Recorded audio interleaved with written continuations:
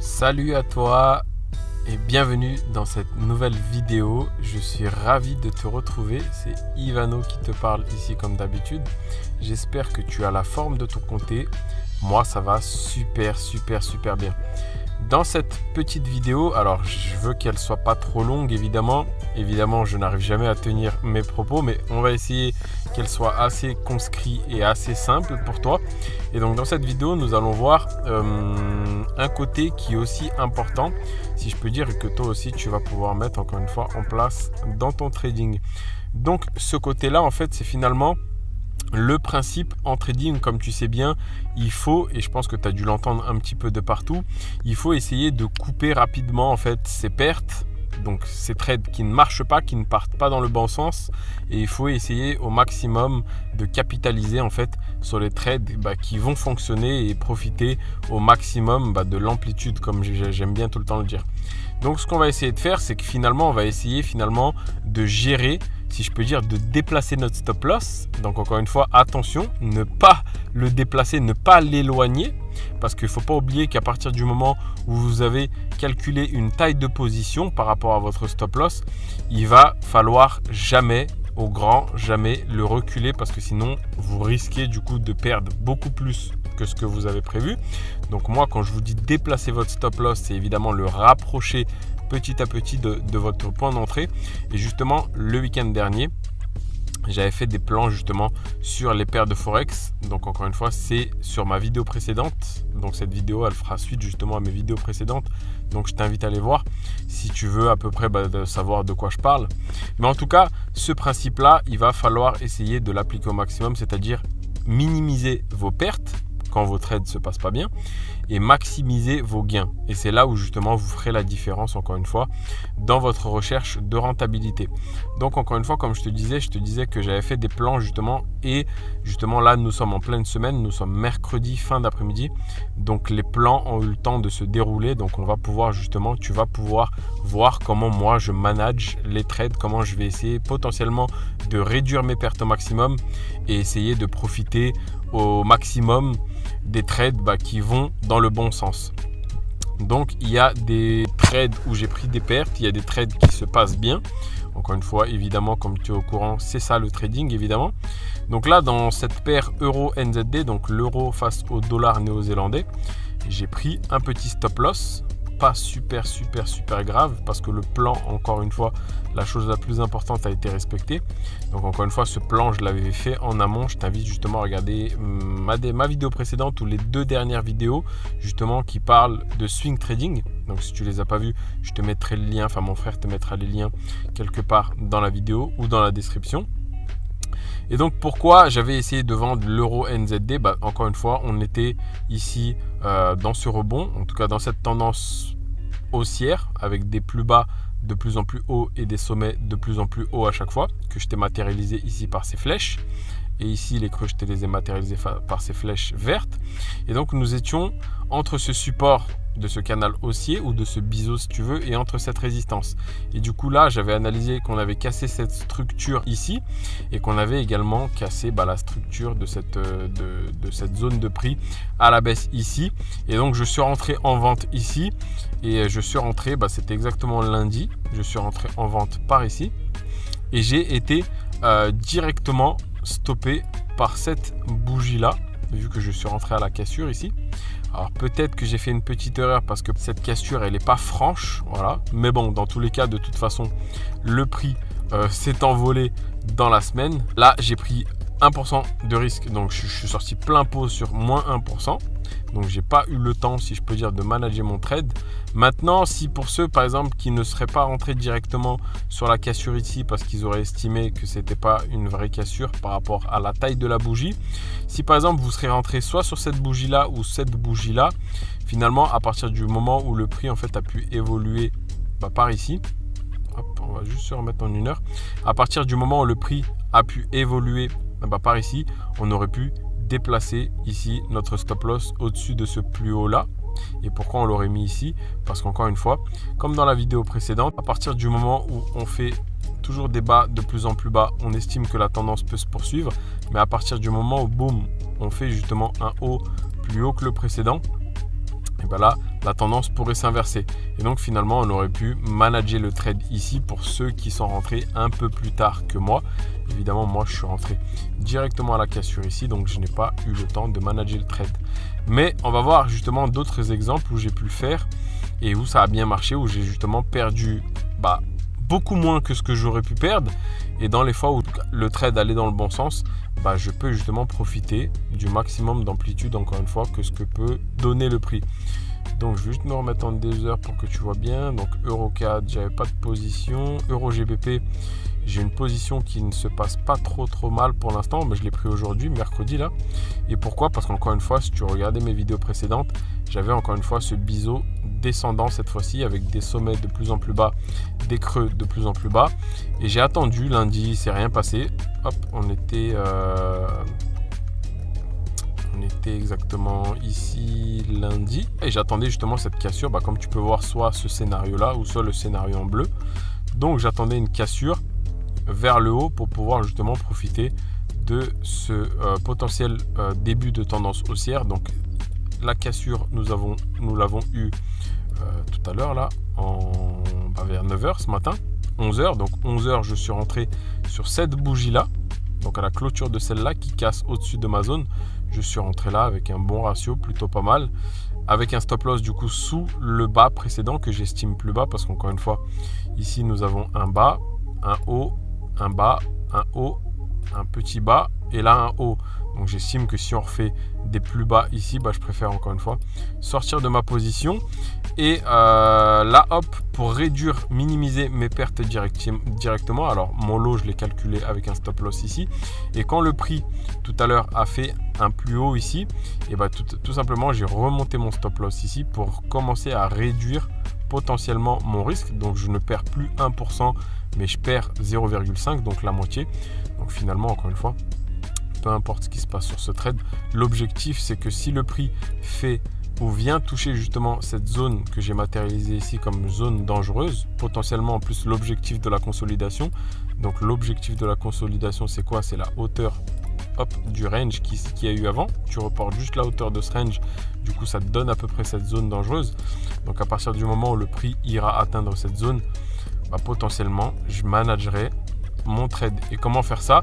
Finalement, encore une fois, en analysant tes hauts et bas. Si exemple le marché, c'est un exemple, le marché fait quelque chose comme ça, et quand le prix viendra toucher ici, je viendrai sécuriser mon stop loss en dessous des plus bas ici. Et au fur et à mesure que le prix en fait va monter potentiellement, je remonterai mon stop loss au fur et à mesure. Et si tu ne comprends pas trop, j'ai exactement le trade qui te fera comprendre exactement ce que c'est le trail management. Donc c'est sur NZD/USD. Pareil, un plan que j'ai fait ce week-end et un plan qui marche pour l'instant super bien. C'est-à-dire qu'encore une fois, nous étions ici dans ce potentiel biseau, donc encore une fois avec ici un support que je vais pouvoir matérialiser comme ça, donc support du canal haussier et ici résistance du canal haussier.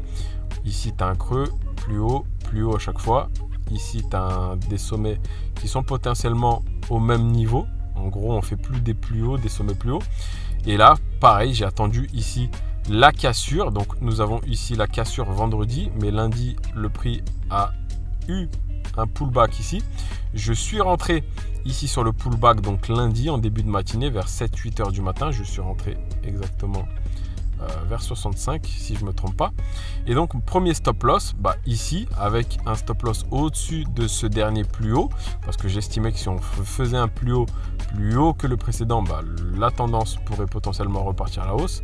Et finalement ce trade se passe super bien parce que le prix ici a fait un dernier plus haut, a commencé à partir à la baisse, et à partir de ce moment-là, à chaque fois j'ai réduit mon stop loss ici et ensuite ici, et à partir du moment où ici on a cassé la zone dangereuse sans rechigner, j'ai potentiellement mis mon stop loss ici et ici au-dessus de ma zone. Et encore une fois, plus le prix fera des bas de plus en plus bas, plus mon stop loss, je vais le descendre au maximum.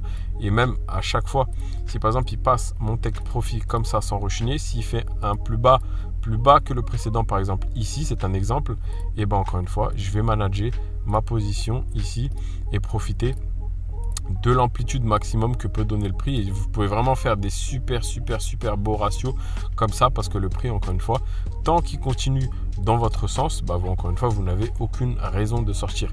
Il faut vraiment pas avoir peur de se faire reprendre, parce qu'encore une fois, vous êtes dans la probabilité, parce que la probabilité, c'est que le mouvement baissier continue, parce que là, encore une fois, on casse justement des structures importantes. Ici, zone dangereuse, ça a servi ici de support.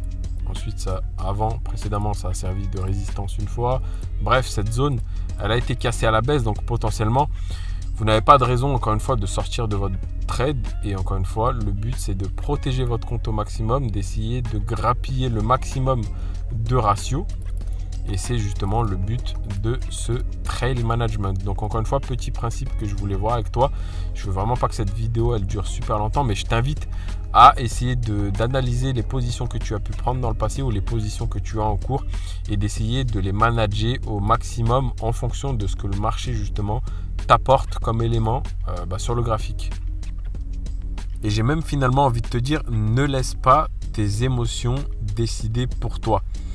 Et je sais que nous aimons finalement prétendre être guidés par la raison, surtout en ce qui concerne nos décisions importantes, mais la psychologie nous apprend qu'il n'en est rien.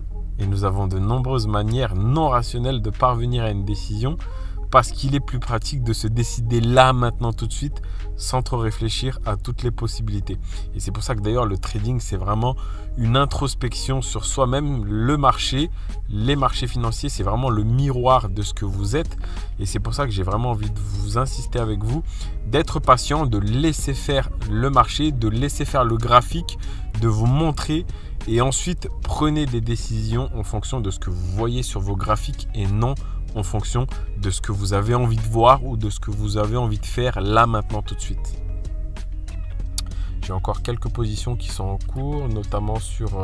non, pas sur celui-là. Sur celui-là, pareil, le plan, j'attends la cassure de la zone clé. 4JPY, non. Je crois que là, c'est pareil. On a cassé le support du canal, mais on n'a pas encore cassé la zone clé. Sur 4 CHF, oui, j'ai une position. Pareil, là, pour l'instant, je l'ai prise ce matin. Pareil, encore une fois, on a cassé le support de ce canal haussier que j'ai matérialisé ici. Tu peux voir tous les bas avec les flèches vertes. La résistance ici qui fait son job. Ici, on a cassé la zone de prix clé. Et ensuite, dans la foulée, on a cassé d'abord le support oblique, et dans la foulée, on a cassé la zone de prix clé. Et donc, je suis rentré à la vente sur CAD CHF. Pour l'instant, légèrement en profit, on va laisser faire. Le trade a été ouvert ce matin. Comme tu peux voir, ces flèches ont tout simplement... C'est le plan que j'avais ce week-end. Donc, c'est le plan que j'avais ce week-end. Et lundi, nous étions encore enfermés ici dans cette consolidation. Donc, pour l'instant, on va laisser faire tout ça. Ici, j'ai déjà mis SL Management parce qu'encore une fois, mon stop loss de base à 1% était au-dessus de ce plus haut-là, parce que quand tu descends en 45 minutes, ici, tu vois bien qu'il y a un sommet. Donc, le SL était au-dessus de ce niveau-là. Et quand le prix était à un moment donné ici, encore une fois, j'ai descendu légèrement mon SL pour déjà perdre un petit peu moins que 1%, protéger un petit peu mon compte. Et encore une fois, on verra. Quand il viendra toucher ici, je managerai au fur et à mesure mon stop loss. À un moment donné, je le passerai juste au-dessus de la zone de prix clé. Et s'il casse encore une fois ma zone dangereuse qui se situe ici, comme tu veux voir, c'est vraiment une zone dangereuse qui a servi de support une fois, support deux fois, support trois fois. Et dans le passé, évidemment, ça a servi de résistance ici et de résistance ici. Donc encore une fois, zone dangereuse. Mais si le marché vient à le casser directement comme ça, je viendrai placer mon stop loss juste au-dessus et profiter encore une fois du maximum d'amplitude jusque tout en bas, jusqu'au take profit qui se situe ici. Voilà, je ne sais pas si j'ai encore une position. Je crois que si j'ai encore une position sur, si je me trompe pas, non, c'était tout, oui, sur GPB USD qui marche plutôt pas mal aussi, encore une fois. Pareil, encore une fois, canal haussier avec sa résistance, son support. On a cassé le support du canal haussier, donc cet oblique. Et début de semaine, on était encore enfermé, on n'avait pas cassé la zone de prix. Et boum, tout à l'heure, aujourd'hui, mercredi, en début d'après-midi, on a cassé la zone de prix. Je suis rentré en vente sur GPB USD avec pareil, stop loss au-dessus des plus hauts. Et du coup, quand le prix a eu cette belle impulsion tout à l'heure lors de l'ouverture américaine, j'ai mis mon stop loss dans un premier temps au-dessus de ce sommet-là pour réduire. Et ensuite, boum, j'ai quasiment réduit mon risque avec un stop loss juste au-dessus de ma zone de prix clé.